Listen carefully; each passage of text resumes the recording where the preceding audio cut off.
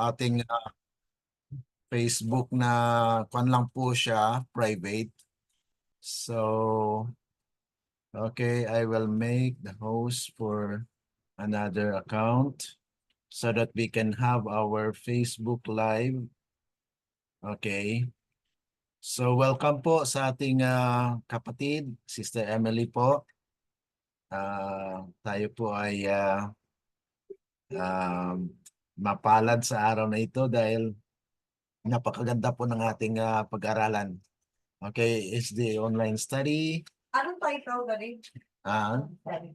Okay, yung about judgment, purification yan, okay. So, dito po tayo sa ating pagpapatuloy po, when God judges, okay? Kung ang Diyos ay maghukom, talagang hahatol ang Panginoon, ano po?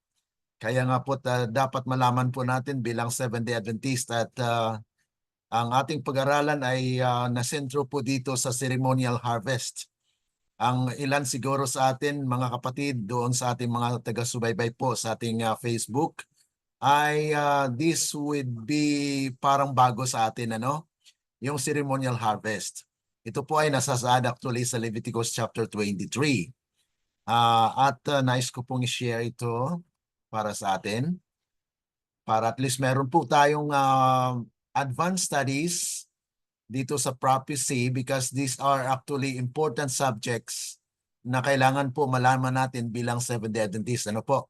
At okay, ito po yung ating prayer thought. According to Acts of Apostles, page 14, paragraph 1 po, the whole system, ang buong sistema ng types and symbols was a compacted prophecy of the gospel, a presentation in which were bound up the promises of redemption. Kaya napakaganda po mga kapatid na yung whole system ng mga tipo at mga simbolo na naihayag po sa banal na kasulatan ay compacted prophecy po siya. Talagang napakalawak po na propesiya ng Ibanghilyo na kung saan ang presentasyon nito ay natali doon sa mga promesa, sa mga inihayag ng Panginoon para sa kaligtasan ng tao. Kaya nga po ang pag-aaral nito ay magpapahayag po ng sinaunang pag-ani, ancient harvest.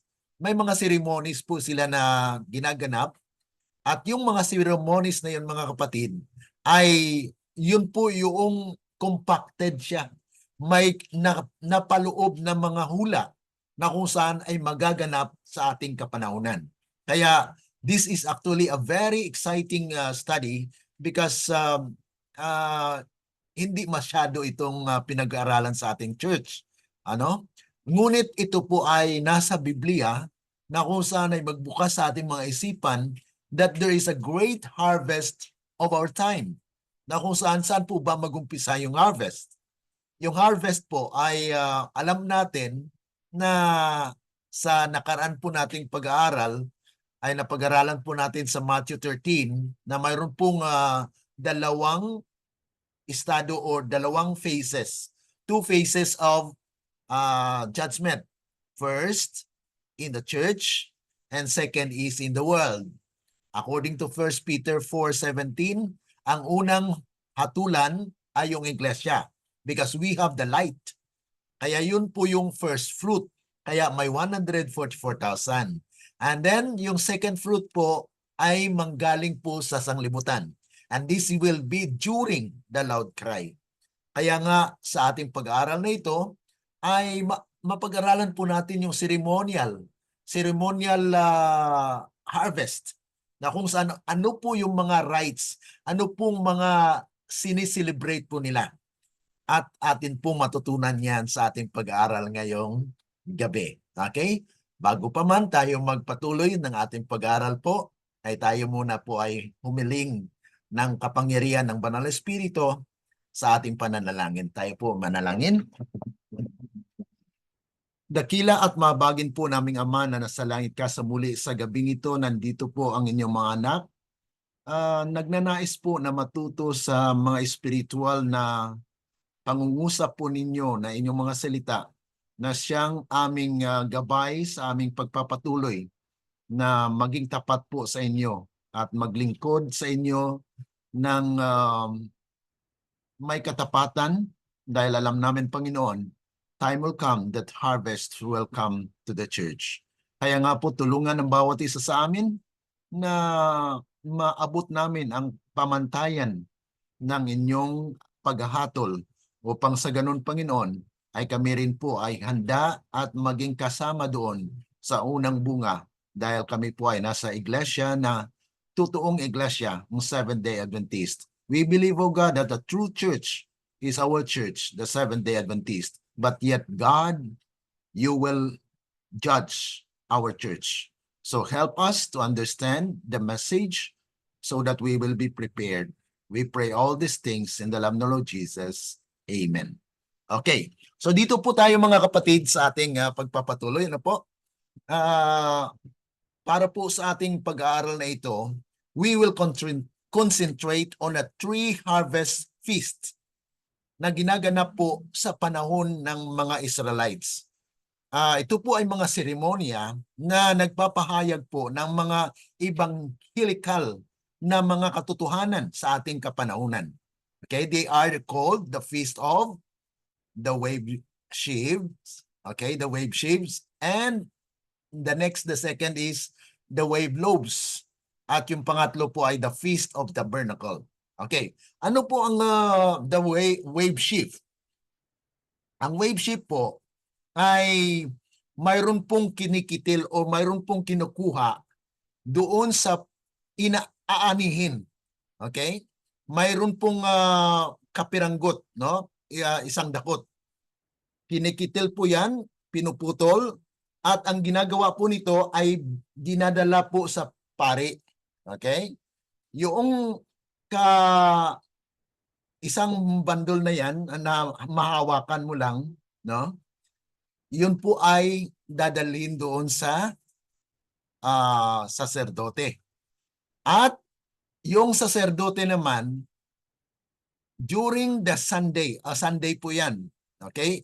Iwagayway niya po yan, okay? Wagayway niya, and then it is actually a symbol na mayroong aanihin. This is a thanksgiving that there will be harvest the first fruit, okay? Mayroon pong winawagaway, a thank offering for those who will be harvested. Okay, so mayroon pong bago po mag-umpisa sila ng harvest, ay mayroon po munang kinikitil na mga sheaves, ano? Yun po yung binibigay doon sa pari at winawagayway po yan. Okay? Ang sunod po niyan na kanilang seremonya ay after 50 days. Okay. After 50 days po, ay mayroon po silang tinatawag na wave loaves. At sa kanilang kapanahonan, mga kapatid, ay yun po ay Pentecost. Okay? Yung pagbuhos ng banal na espiritu, yan po ay 50th day from the resurrection. Okay? So yun po yung actually, yung panahon na si Kristo po ay namatay, pinatay doon sa Cross Calvario, yun po ay kapistahan ng Wave Sheaf o may tinatawag na Passover. At Sunday morning, ganun din po yung panahon na kung saan ay ang pari ay magwe-wave. Magwe-wave po siya ng sheaves. Yung uway sa amin yan, yung palay ba na kabahagi doon sa mga aanihin. Okay? Yun po ang winawagayway. At ang application nito, mga kapatid, ay si Kristo. Si Kristo ang unang bunga ng mga patay. So that is actually significant in the history and the prophecy of the salvation of men. Dahil si Kristo po ang winawagayway na siya po yung unang bunga ng sino mang mananampalataya sa Kanya ay magkaroon din ng pag-asa ng pagkabuhay. Yun po yung application nun. Pero yan po yung paunang ating pag-aralan. Ano? Okay, patuloy po tayo. Ito po yung significance ng pagkaalam natin sa ceremonial harvest. Yung ceremonial harvest ay mga seremonya kung papaano po nagkaroon sila ng kapiestahan para doon sa pag-ani. Okay. Now, ito ay mababasa po natin sa Leviticus chapter 23 verses 9 to 16. Okay? So, kung mayroon po kayong Bible dyan, sundan nyo lang po. Kung mayroon po kayong Tagalog na Bible dyan, then you can open and then you can just follow. Ano po? Sabi po rito, and the Lord spake unto Moses. So ang Panginoon po dito ay nagsalita kay Moses na kung saan ay saying, speak unto the children of Israel. Magsalita ka sa bayan ng Israel o sa mga anak ng Israel. Ano pong sabi? And say unto them. Sabihin mo sa kanila. Ano pong sabihin? Salitain mo sa mga anak ni Israel at sabihin mo sa kanila. Ito po yung sabi.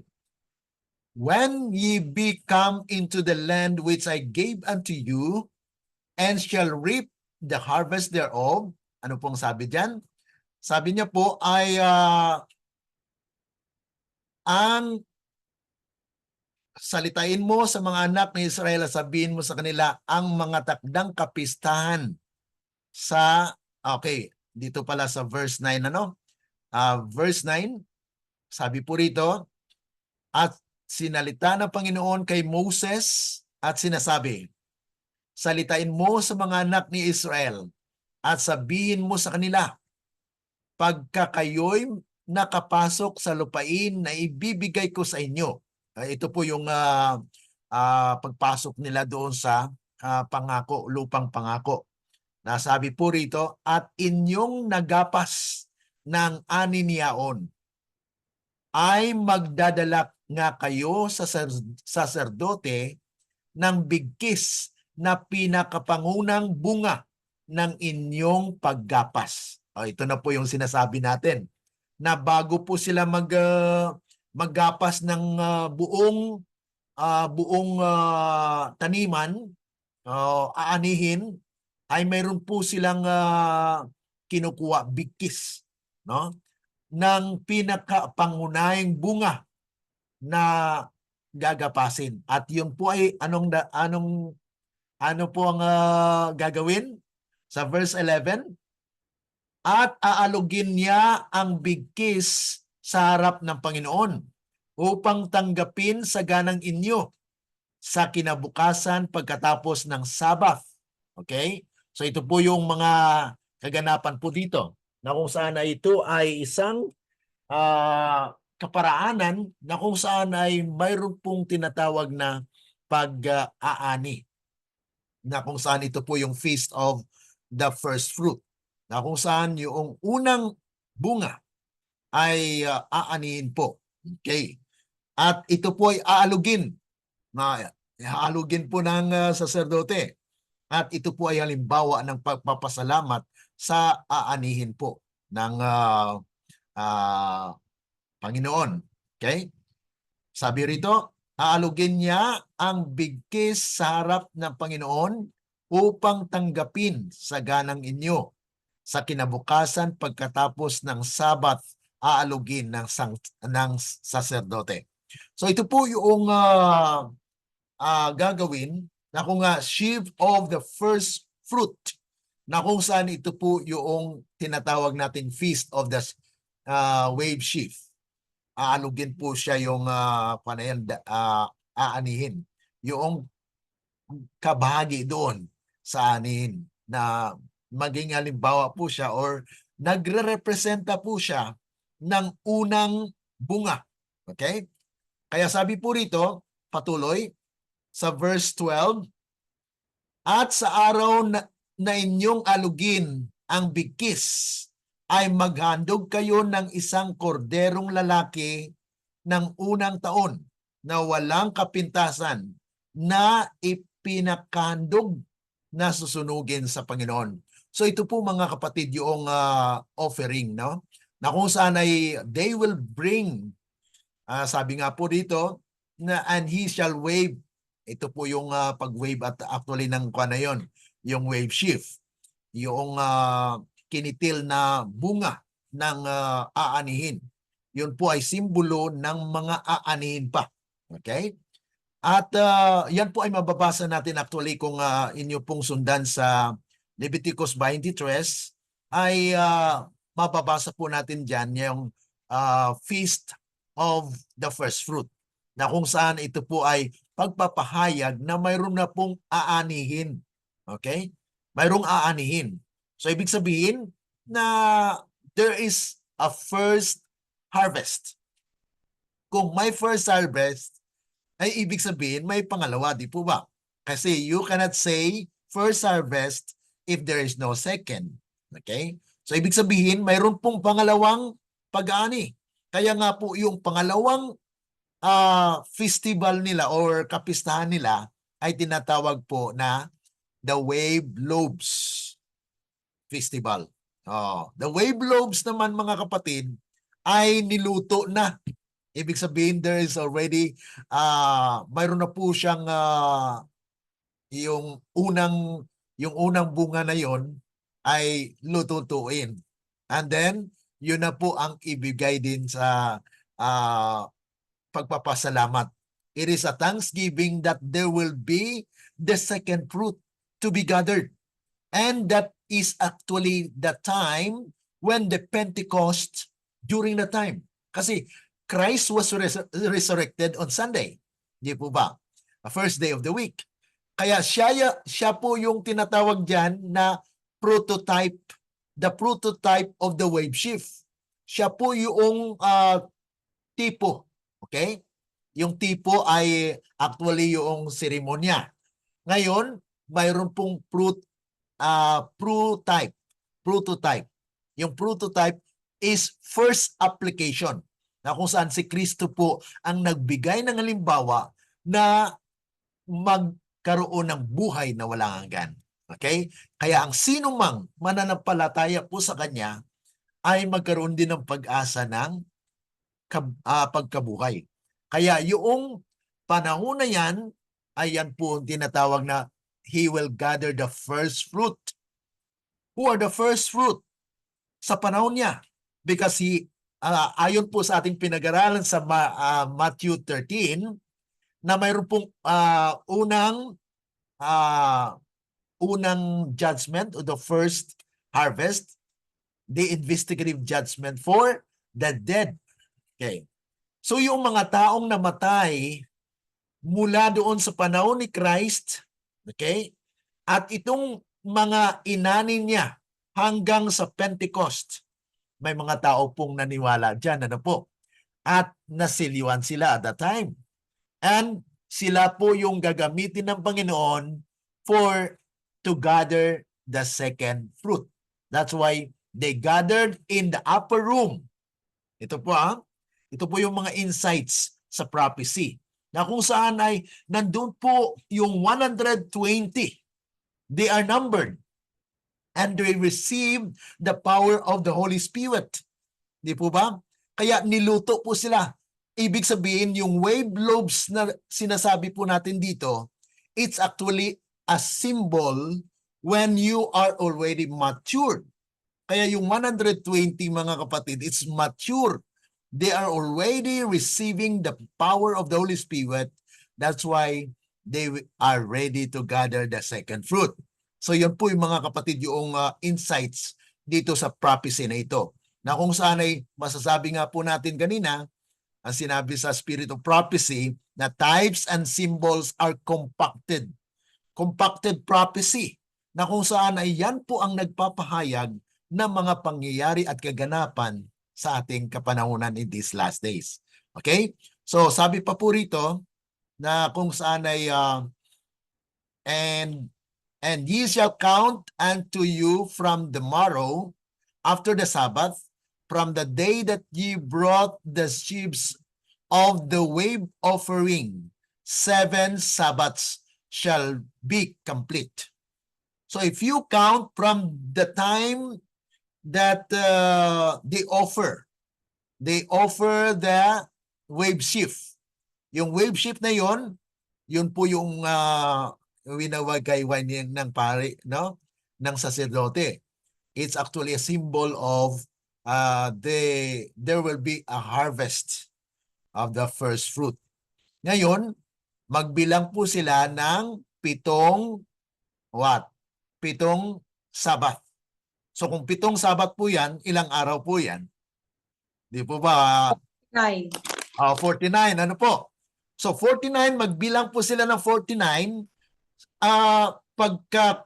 Kwan po niyan, pagkalapat ng 50, yan na po yung tinatawag natin Pentecostal. Okay? Pentecost na po. So magbilang po sila ng 7 Sabat at pagdating po diyan sa katapusan po niyan, sa 50th day, yan na po yung kapistahan ng wave loaves. Sa panahon ng seremonya, sa panahon ng Israel, yan po ang ginaganap nila. Kaya sa panahon ni Kristo, it is yan po yung tinatawag nating prototype, unang aplikasyon ng seremonyang yon, na kung saan ito'y natupad sa panahon ni Kristo. Okay? Na si Kristo po yung winagawayway.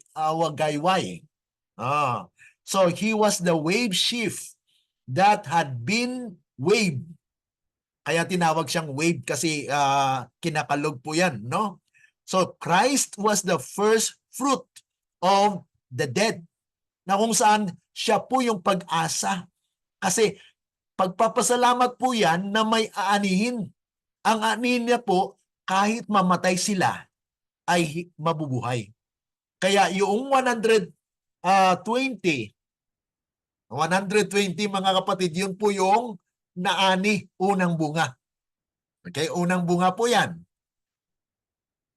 Pagkabilang nila ng 49 days, 50th na yan, ay makatanggap sila ng banal na espiritu.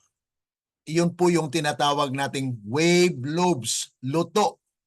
Yan po yung ginaganap nila noon. Nagluluto po sila sa pagbilang nila ng 49 days, ay pagka 50th po ay maniluluto po nila yan at nagkaroon sila ng kapistahan, Thanksgiving, that there will be gathering. Papasalamat po yan na mayroon silang aanihin na second fruit. Okay, yan po yung seremonya na ginaganap noon. At iyon po ay nangyari sa kapanahunan ni Kristo, na siya pong unang aplikasyon. Okay? Because there is a second application. Ang unang aplikasyon na yung mga namatay kay Kristo.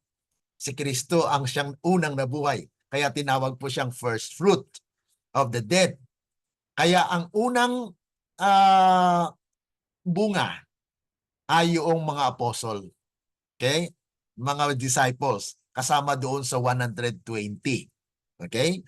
Yung 120, yun po ay tumanggap sila ng banal na espiritu, and they are the representative. Sila po yung prototype ng wave loaves. Okay? Yung wave loaves na yun, mga kapatid, yun po yung niluto, no? Niluto na tinapay. Wave loaves. Kaya ito ay nagsisimbolo actually sa 120. Okay? Kaya makikita po ninyo dito sa ating chart.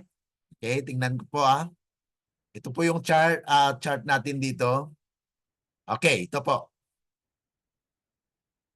Ito lang. Okay. Ito po yung ating chart. Sa panahon na namatay po si Kristo, okay? He died, at yun po ay kapistahan actually ng wave shift. Okay, yan po yung tinatawag na Feast of the Wave Shift. Na kung saan Sunday, nung nabuhay si Kristo, siya po yung tinatawag na wave shift. Prototype. Siya po yung nagre-representa. Siya ang kaulugan noong yung na nakitil na unang bunga. Kaya yun po ang wini-wave. Ibig sabihin, this is a Thanksgiving na mayroong aanihin na unang bunga. Kaya itong first fruit, okay, after 40 days, okay, 40 days, kasama niya. Okay, kasama po si Kristo. Ano po? So during this time, the seed that was sown actually ni Kristo. Kasi after po ng 40 days niya na nagkaroon po siya ng doon sa after ng baptism niya, ay nagkaroon siya ng 40 days. After niyan ay nagumpisa po siya ng kanyang ministeryo. Okay? Ngayon nung nagministeryo na po siya, ay nangyari po na nagtanim po siya ng binhi ng katotohanan. At hanggang matapos po yung 3.5 years na kanyang pagministeryo, napako po siya sa cross sa Kalbaryo. At dito po pagkaumaga noon, Sunday, ay nabuhay po siya. Kaya siya po yung unang aplikasyon ng ceremonial harvest na yon, na kung saan ay yun ay prophetic in nature, na kung saan yung seremonya na yon ay matatapos sa kapanahunan ni Kristo. Because He is the last to be offered. Na kung saan siya po yung tupa na ihandog doon. Na mayroon po silang tupa na pinatay. And that is actually a symbol of Christ Himself, that He offered Himself to die para magkaroon ng pag-asa. Kaya siya po yung winawagayway na may pag-asa ang sino mang mamatay. No. At tatawagin po sila na first fruit. Dahil namatay sila, first fruit of the dead. Okay, kaya yung 120, ito po yung unang bunga sa panahon ni Kristo. Okay? At mayroon po siyang pangalawang bunga. Dahil pagkatanggap po ng 120 ng banal na espiritu during the Pentecost, ay naghasik po sila ng binhi. Ano po? Nag-evangelize po sila at nagkaroon ng bunga. And this is the second fruit. Kaya these are actually the second fruit of the dead. Kaya mula noon, yung mga namatay na niniwala kay Kristo ay actually the second fruit. Okay? Na kung saan ay pagkatapos na nagkaroon po ng judgment. Kasi 1844, it was actually the time when Christ entered into the most holy place. And alam niyo po mga kapatid, ang dala niya, di ba sa Matthew 27, 52 to 53, up to 50, yun po ay mayroon pong sinabi doon na mayroong nabuhay kasama ni Kristo. No? May lumabas sa mga graves dahil noong nagkaroon po ng pagbuka ng mga libingan. At nung nabuhay si Kristo ay nangalabas din sila sa kanilang mga libingan. At pumunta doon sa syudad. Ayon po doon sa tala, sa Matthew 27. Na kung saan itong mga nabuhay kasama niya ay pagpunta ni Kristo sa langit, dala-dala niya.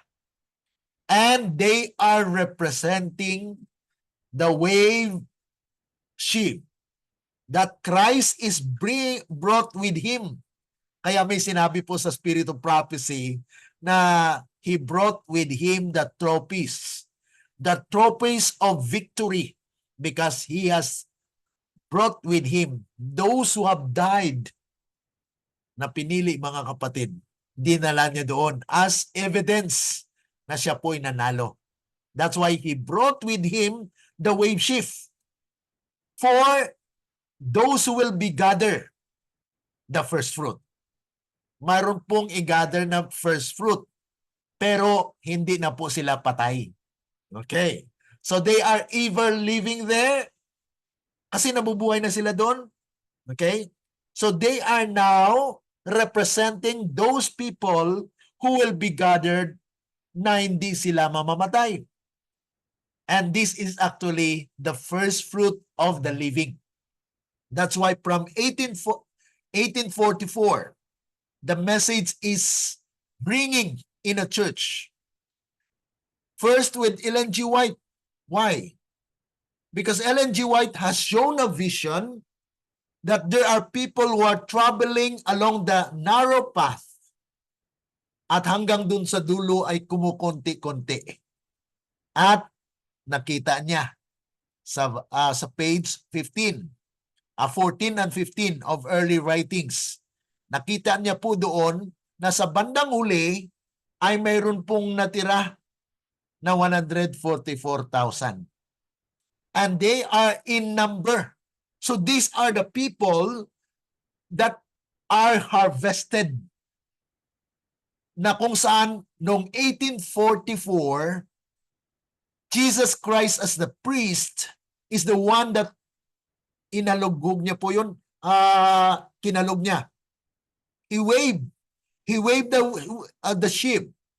That's why this is the antitype. Yung kanina sinabi natin na si Kristo po yung prototype. Yung prototype is the first application. Pero yung antitype is the second application. Ang first application dito na wave shift sa una ay si Kristo. Okay? At ang kanyang aanihin ay yung 120.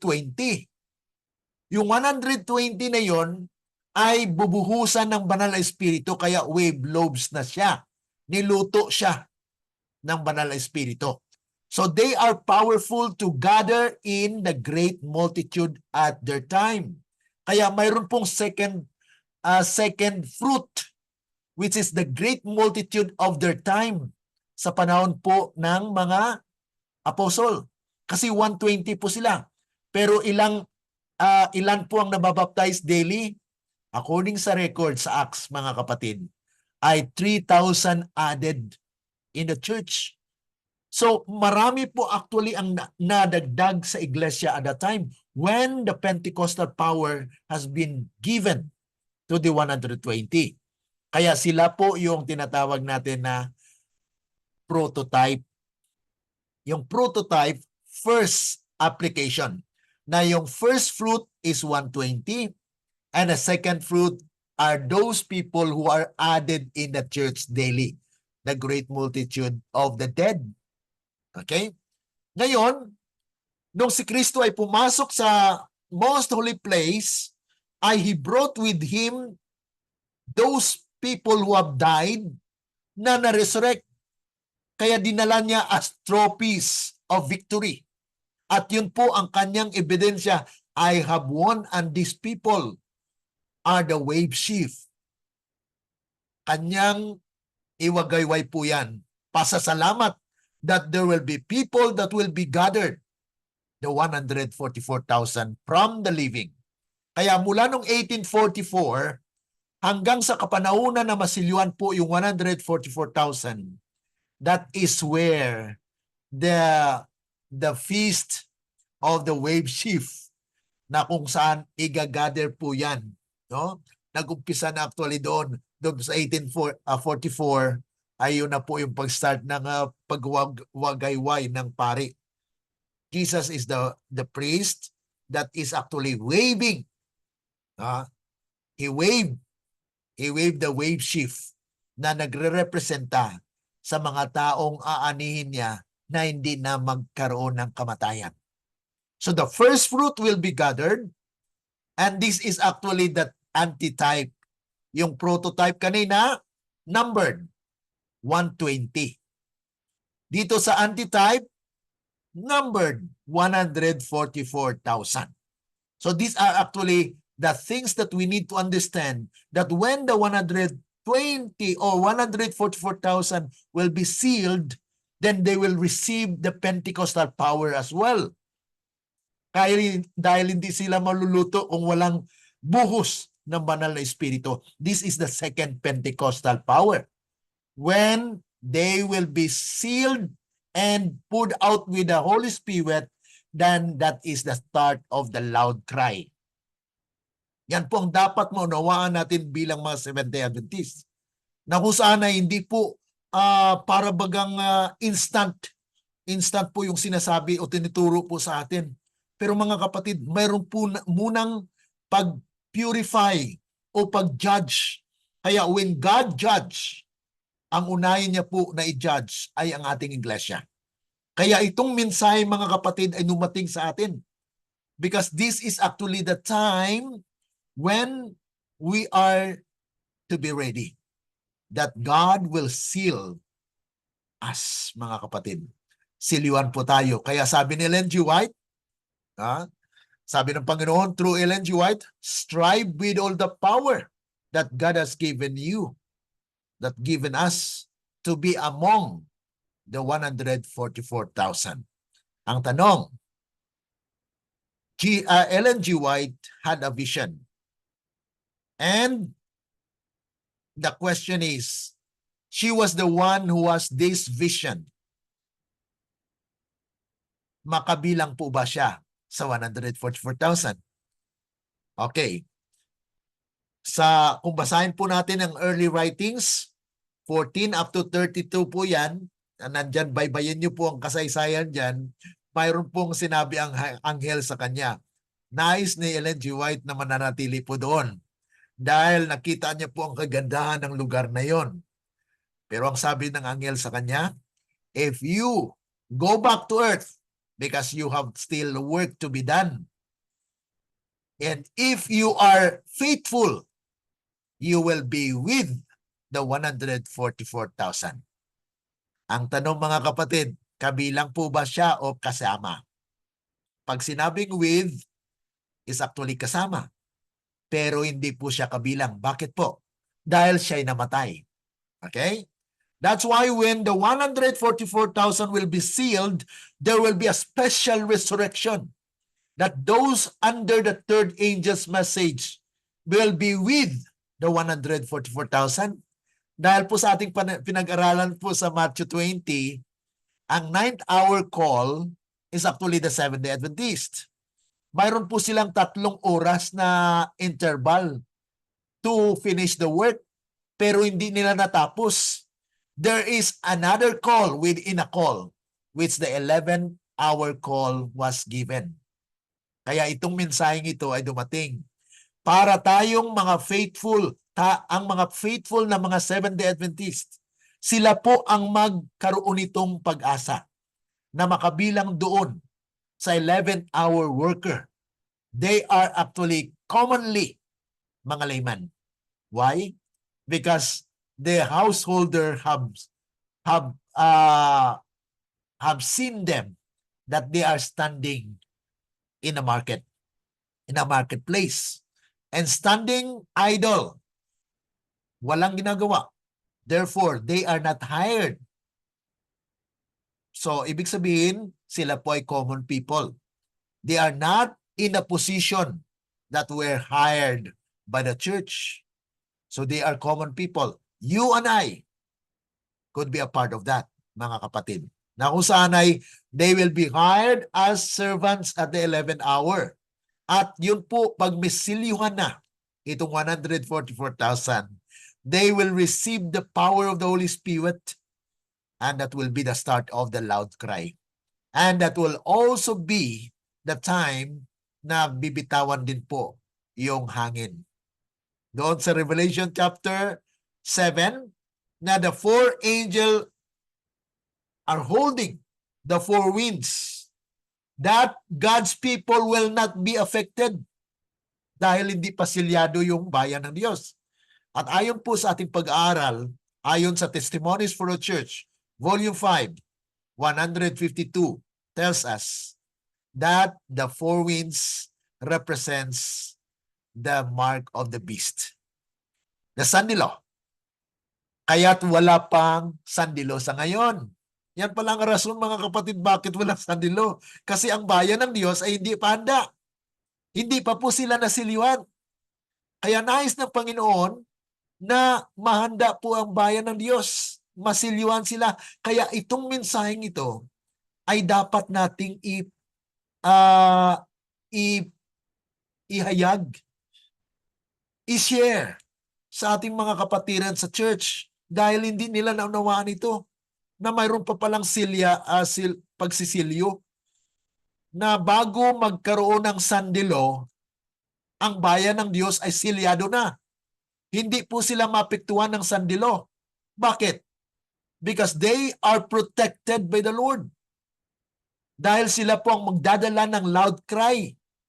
They will be gathering the great multitude of all nations. Ito po yung pag-gather ng second fruit. Okay, so nakita po natin dito na there is actually a prototype and antitype. Yung type po, yung tinatawag nating tipo, ay ceremonial harvest na ginaganap ng mga Israel noon, ng mga Israelite noon. Ngayon, ang prototype, yung first application, ay yung kapanahunan ni Kristo, na siya po yung unang application yan. Kaya wala na pong kapistahan. Wala na pong kapistahan yan. Kasi tinapos na po ni Kristo yan. Okay? Si Kristo na ngayon ang tunay na kapahayagan ng seremonya na yon. Kaya nga po, siya po yung winagawa wagayway. Siya po yung may buhay na walang hanggan. Kaya yung mga mamatay sa kanya ay may pag-asa na mabuhay. Kaya yung 120 naniniwala. Dahil nabuhay si Kristo, kahit mamatay kami. Handa silang mamatay. Actually, maraming mga martyrs ang nagbuhis ng kanilang buhay dahil naniniwala po sila na sila'y mabubuhay.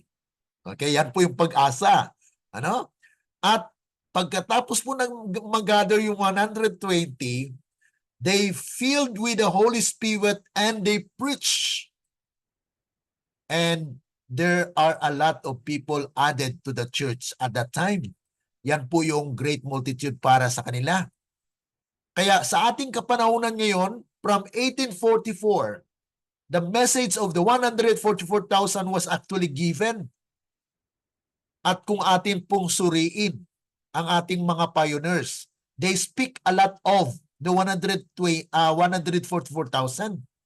They are expecting to be a part of the 144,000.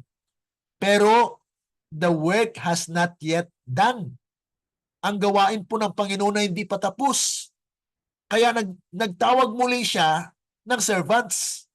Kaya yung mga namatay under the third angel's message, according to the Testimonies for a Church, Volume 7, page 17, paragraph 4, that many will be in the grave, that when the kingdom come, they will be resurrected.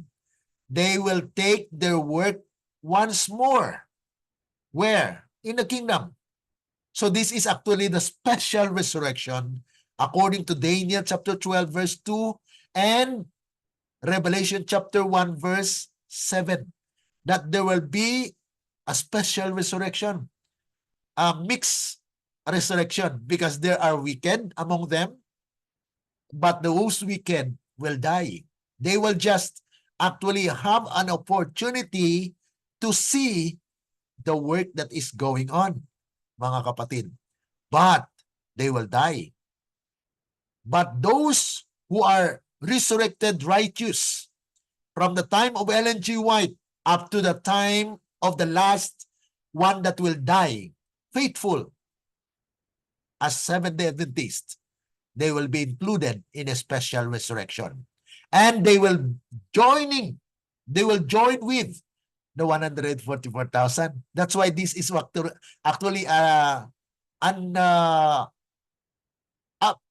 fulfillment of early writings 277. Ano pong sinabi doon sa early writings 277? That there is another angel that will give force and power to the third angel's message, and it will swell into a loud cry. So ang ikaapat na mensahe, mga kapatid, ito, dumating sa atin. na we have the power of the message of purification. That God wants that His church will be purified. Once it is purified, God can pour out the Holy Spirit during the Pentecostal power, the second Pentecost. Na kung saan ito mga kapatid, ang pag-asa. Pag-asa ng sanglibutan na mag-gather po ang great multitude. So ito po ay makita natin na yung Feast of the Wave Shift ay may first application and may second application. Ang Feast of the Wave Lobes, mayroong prototype na nangyari sa 120. They are numbered. And the second application is when the 144,000 will receive the power of the Holy Spirit, then that is the second application of the Feast of the Wave Lobes. And when the third rites and ceremony, ano pong yung last na kanilang celebration? The Feast of the Tabernacle. Yung Feast of the Tabernacle, all the harvest, from the first to the second harvest, will be gathered. And that will be in the kingdom. So sa ating pag-aaral mga kapatid, there are actually yung napag-aralan natin about the kingdom. God will establish a kingdom na lahat ng mga buhay ay nandoon. And Jesus was actually shown, and even the apostles, ang mga disciples, yung tatlo, si Peter, James, and John, have shown or have seen the transfiguration in the Mount of Transfiguration. Na kung saan ay nakita po nila, nandun si Elijah, nandun si Moses, at si Jesus Christ. So these are actually, according to the spirit of prophecy, it is actually a miniature of the kingdom. Pag sinabi nating miniature of the kingdom, is a small representation of the kingdom. Kasi ang kingdom po mga kapatid ay hindi lamang territory, kundi ang pinakaloob po noon yung kanyang subjects. So, what are the representation of these three? Okay? Elijah. Elijah was translated without tasting death. So he is a representative of those who will not taste death, those who are living. And Moses died, but he was resurrected. Okay? So ito po ay nagre-representa. He is representing those who have died and have resurrected. So Christ is actually a representation of all. He died, he's still living. He actually immortal as God, but he became man in order to save. So he took the nature of man in order for us to have hope that even the mortal man can have eternal life.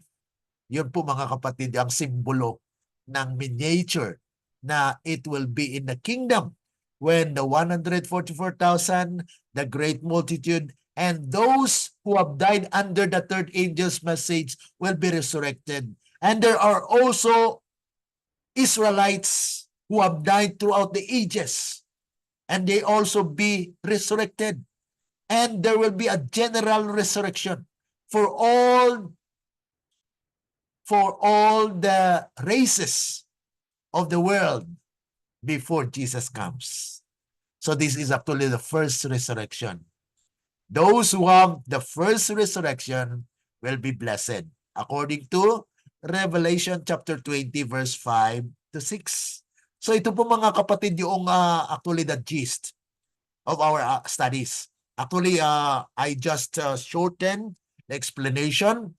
Ceremony of the Wave Shift. Ito na po yung actually yung kanyang representation. Ceremony of the Wave Lobe. at saka yung Feast of Tabernacle, and this is the close of probation during the kingdom, mga kapatid. Ano? So, itong wave shift, thanksgiving for the first fruit. Itong wave globes, thanksgiving for the first fruit to be dedicated to complete the harvest because they will harvest the second fruit. Okay? And these are actually the passages that supports the explanation that I have, because I want that that it is actually clear to us based on that the application or the explanation. I shortened it so that you will have the gist, the idea. Ganun pala na yung Leviticus 23 na tatlong seremonya na ginaganap sa panahon ng Israelites ay nagkaroon ng unang aplikasyon. Kaya nawala na ito sa atin. Ibig sabihin, mga kapatid, it was crucified on the cross. Yung mga seremonyas po ay ginanap po yan. At mangyayari na mayroon pong tinatawag na typical application. Pag sinabi nating typical application, ay mayroong kapareho na pangyayari, pero hindi po siya seremonya, kundi reality that men will be harvested. Okay? Mayroon pong harvest. Kaya tinatawag po yung title natin, Ceremonial Harvest. Dahil mayroon pong ceremony na i-gather po yung first fruit, mayroong para sa mga dead. Tapos mag-gather po yung first fruit na yon, buhusan sila ng Banal na Espiritu, they are the wave globes. At handa sila to gather the second fruit. Mayroong dead. Okay? The first fruit of the dead and the second fruit of the dead. Kaya during the time of the investigation, ang inuuna po, mga kapatid, kaya may two phases of investigative judgment. Judgment for the dead and judgment for the living, natin pong napag-aralan sa Matthew 13. Kaya ito po, mga kapatid, yung mga passages na it will actually supports our claim that there are double application of the wave shift and the wave globes. Yan po ay mababasa natin sa ma-inspiration that those who will be resurrected. Okay? Yung sa panahon ng Pentecost, mayroon po actually nagtulong doon sa 120. Di po ba nagtulong sila? Kasi they go to the city and preach about Jesus' resurrection. That's why when the 120 preach, they are powerful because there are people who have died, who support them, who join with them, and preach as well. But when Christ actually resurrected, that's the time when they are also brought to heaven as the wave shift for the living, mga kapatid. So, ito po yung mga explanation actually na atin pong na shortcut para at least mayroon po tayong klarong pananaw at pagkaunawa po dito sa ating pinag-aralan. These are English presentation na the Holy Spirit fell upon the 120, di po ba?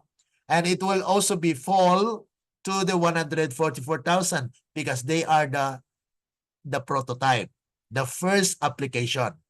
And the 144,000 is actually the antitype, the second application. Okay? So, ito po yung wave globes. Dalawa po ang application niya. 120 and then ito po yung 144,000.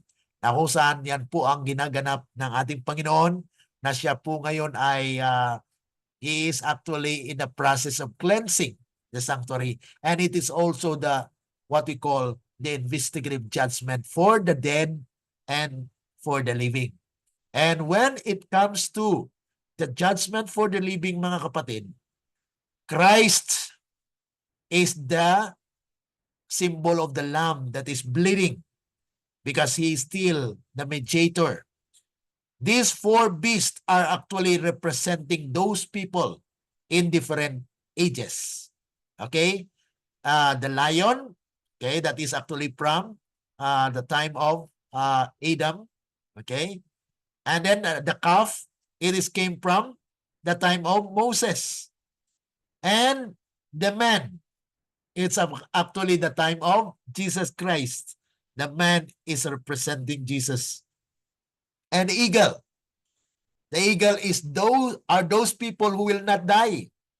So they are represented here in the judgment. Okay? So it is just a symbol, mga kapatid, na pinakita kay John para may buong larawan po ng sanctuary or proceeding ng judgment, na kung saan ay ang nakaupo po dito is the Father. At mayroon po siyang inabot dyan na book with the seven seal. Yung book with the seven seal, mga kapatid, walang makabukas niyan maliban lamang kay Kristo. Kaya nung umakyat si Kristo at pumasok sa most holy place, that was October 22, 1844. And he started the investigative judgment for the dead, starting from Adam, and then go through the time of Moses and the time of Jesus, and it will pursue up to our time, the eagle time. The eagle time, fly, they will not taste death. This is actually the judgment for the living, mga kapatid. So there is a long period of time for the judgment of the dead. Imagine, mga kapatid, from the time of Adam, nag-umpisa lang ang judgment noong 1844. So how many people are actually have been recorded in the book of life na lilinisin ng ating Panginoon? Yan po yung gawain doon sa most holy place na dapat maunawaan natin bilang mga Seventh-day Adventists. Okay? So, these are just passages, mga kapatid, na kung saan ay atin pong binigyan ng pansin, atin pong in-explain for clarity, pero for our second part, atin pong basahin ito. Ano po? Dahil may part 2 po ito, di po natin matapos ito, mayroon pa pong mga slides na kabahagi po dito sa ating pag-aaral. Okay, so we exceed our time. Sorry po na nag-exceed po tayo sa ating pag-aaral ngayong gabi. Ganun pa man ay kung may mga tanong po kayo, you can actually ask. You can open your microphone and ask. And those who are following us on our recorded and Facebook, they can also chat their question. Okay? Meron po ba mga tanong, Sister Marian? Pakibalik sa katong gisundan sa early writings, murag patriarchs and prophet. Okay. There.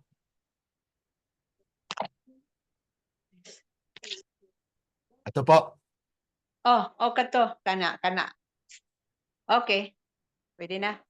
So sabi po rito, the King of the universe summoned the heavenly host before him, that in their presence he might set forth the true position of his Son and show the relation he sustained to all created beings. So ito po actually yung mga yung pagpapatibay na kung saan ay si Kristo po ang siyang existed one, na kung saan siya po yung mag-gather at yan po yung he will share the throne with the Father, and yan po sa panahon ng judgment. Okay? So napahayag din po yan sa Revelation chapter 22 verse 1, Revelation 12 5. Okay? So any more? If you have any question, mayroon po ba? Okay, kung wala na po, pasalamat po Pastor tayo. Glenn, Yes po. bakit po yung Pentecost, di tayo nagse-celebrate nun? Okay. Ang Pentecost po is actually a day of outpouring of the Holy Spirit. We cannot celebrate that one because it is an event in the future, still in the future. Because when the Holy Spirit will be poured out, ay silyado na ang 144,000. Isa ngayon, wala pa po. Hindi pa silyado ang 144,000. The time right now is actually the gathering. The gathering and sealing of the 144,000. Katulad po yan sa 120 na hindi po sila nagkaroon ng celebration ng Pentecost until the time when the 50th day comes. Na nabuo na yung nandun sila sa upper room, 120 of them united. Sa ngayon po ba united tayo? Yan po, yan po yung problem po, ano? Na there will be unity among his people at the time, and nalalapit na po talaga yon na kung saan ay ma-unite po yung lahat, because God will lead these people na kung saan ay pag masilyado na ang 144,000, iisa na po ang pag-iisip nila. At they will be gathered in the kingdom. Okay? So yan na po yung pag-poured out ng Holy Spirit. Yan na po yung tinatawag na Pentecost. Kaya we are not celebrating a Pentecostal or Pentecost because it is actually the time and evidence that the 144,000 is already sealed. At hindi na makasala. Ibig sabihin, sa ngayon ay we are still struggling. So ang panahon po natin ngayon, preparation for that. Okay? Okay, so maraming salamat. Those who have question, you can just type in our live presentation, and I hope that it's clear. Pero mayroong pang part 2 ito. Ulitin natin mga kapatid, para kasi pag the once you repeat it, mga kapatid, mag-sink in yan. So yan po yung purpose natin.